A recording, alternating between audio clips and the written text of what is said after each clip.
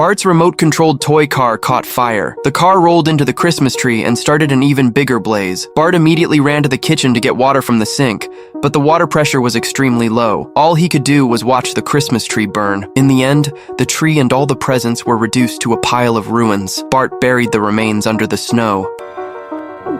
I gotta get back to bed. What happened?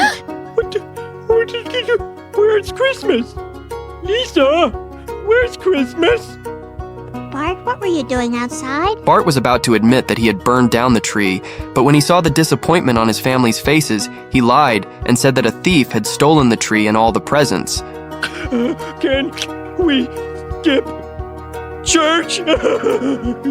The police came to investigate. Bart said the thief had a glass eye and a wooden leg. He had a hook for a hand and wore a striped prison uniform. The police promised they would catch the thief. The Simpsons felt that it was a terrible Christmas, so Homer went to the bar for a drink. While there, he saw a reporter on TV interviewing his family at home.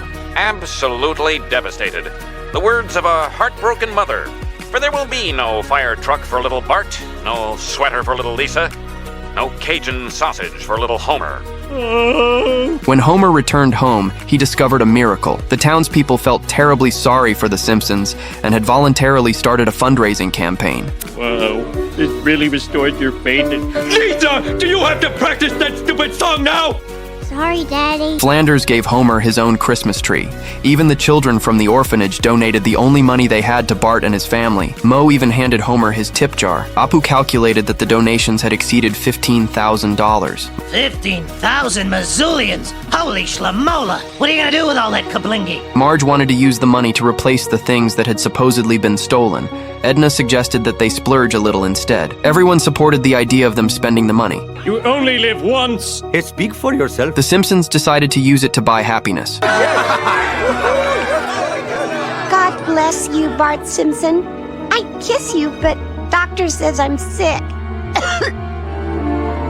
Homer planned to buy a new car with the money, and the salesman generously gave him a discount. Everyone except Bart thought it was turning into a wonderful Christmas. Will this Christmas never end? Homer accelerated past a snowplow, but the snowy roads were too slippery, and the car wouldn't stop. Everyone panicked. Homer decided to follow Lisa's advice. The car crashed through a fence and came to a stop on a sheet of ice, but then it fell into the freezing water and exploded. Just like that, $15,000 was gone. At least the burglar's having a Merry Christmas. Bart felt overwhelmingly guilty and finally confessed the truth to his family. They were furious when they heard it. You little...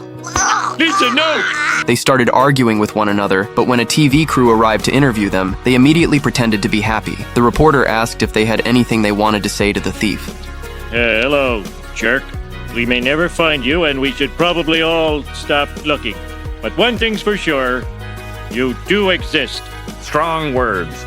Strong, bewildering words. Marge expressed her gratitude to the people of Springfield. At that very moment, the family dog dragged out the Christmas tree that Bart had buried. Along with it came Bart's toy car, Lisa's sweater, and Homer's sausage. Homer had no choice but to tell the truth. He's just covering for me. I destroyed the presents, then I buried the evidence, and I acted alone. So the rest of the family hadn't known what had really happened. Well, the boy told us, but that was after we filed a phony police report. And after we spent all the townspeople's money. So you can see why my husband had to lie to you a moment ago.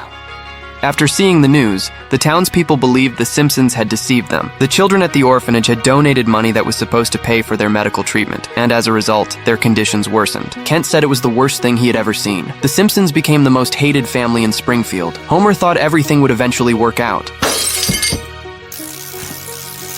But because the Simpsons had accepted donations under false pretenses, nobody wanted to see them anymore. They didn't even have to wait in line for burgers. Lisa was singled out by her teacher at school, who demanded that she return the donation before class began. Hi, liar!